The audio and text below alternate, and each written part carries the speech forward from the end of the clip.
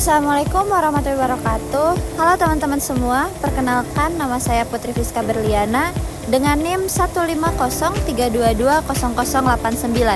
Pada video kali ini saya akan membahas materi mengenai Al-Quran dan hadis adalah warisan terbaik.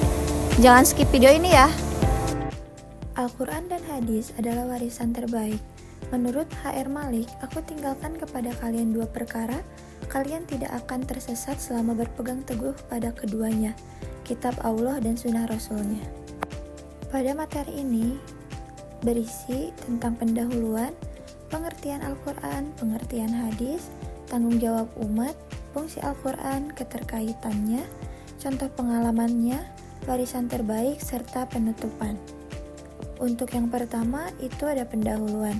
Rasulullah SAW tidak meninggalkan harta benda, kekuasaan atau kemewahan dunia sebagai warisan bagi umatnya. Beliau justru meninggalkan Al-Quran dan hadis, dua sumber utama ajaran Islam yang menjadi petunjuk hidup umat manusia hingga akhir zaman. Warisan ini bukan sekedar bacaan, tetapi pedoman hidup yang menuntun manusia menuju kebenaran, keadilan, dan keselamatan dunia akhirat. Selanjutnya ada pengertian Al-Quran.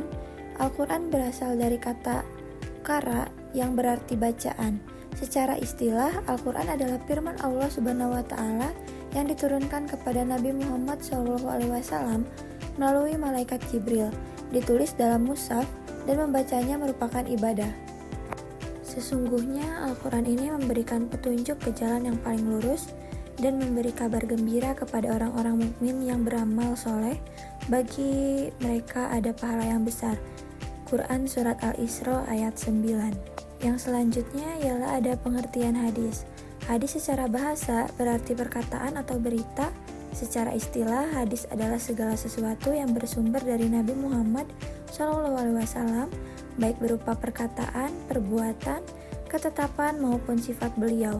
Hadis berfungsi sebagai penjelas dan pelengkap Al-Quran agar manusia dapat memahami ajaran Islam dengan sempurna. Rasulullah SAW bersabda, "Ala innal utitul Qur'ana wa mislahu ma'ahu." Ingatlah, sesungguhnya aku telah diberi Al-Quran dan sesuatu yang semisal dengannya, yakni hadis. Untuk selanjutnya ialah ada keterkaitan Al-Quran dan hadis. Al-Quran dan hadis tidak bisa dipisahkan satu sama lain. Al-Quran merupakan wahyu Allah, sedangkan hadis adalah penjelasan dari Rasulullah SAW tentang bagaimana isi Al-Quran diterapkan dalam kehidupan nyata. Contohnya, yang pertama Al-Quran memerintahkan sholat, dan yang kedua hadis menjelaskan tata cara pelaksanaannya, yaitu pelaksanaan sholat.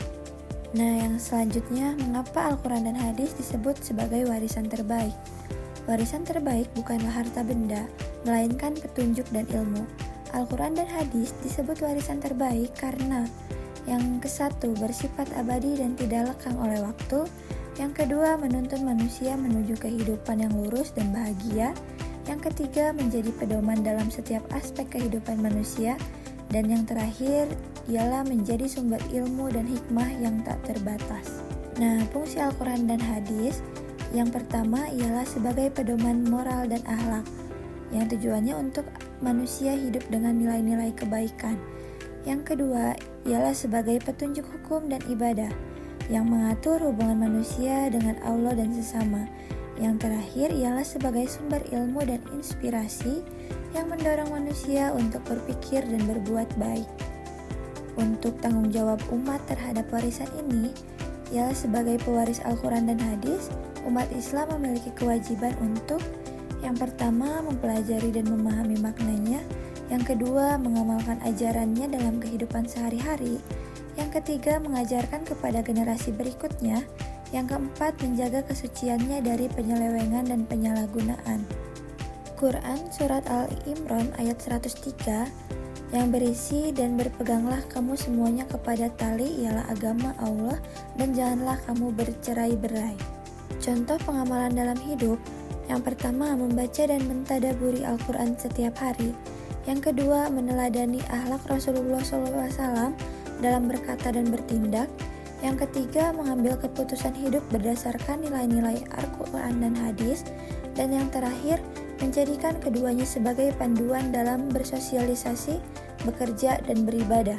Untuk selanjutnya, penutup terakhir, Al-Quran dan hadis adalah warisan teragung dari Rasulullah SAW yang menjadi cahaya dan petunjuk hidup. Barang siapa yang berpegang teguh kepada keduanya tidak akan tersesat selamanya. Maka jadikanlah keduanya sebagai pedoman utama dalam setiap langkah kehidupan. Taraktu fikum amroinil lan tati umatamassakum bihimma kitaballahi wastuta nabihi. Aku tinggalkan kepada kalian dua perkara, kalian tidak akan tersesat selama berpegang teguh pada keduanya, kitab Allah dan sunnah Rasulnya. H.R. Malik. Sekian penjelasan mengenai Al-Quran dan hadis sebagai warisan terbaik dari saya. Mohon maaf jika ada salah-salah kata. Terima kasih. Wassalamualaikum warahmatullahi wabarakatuh.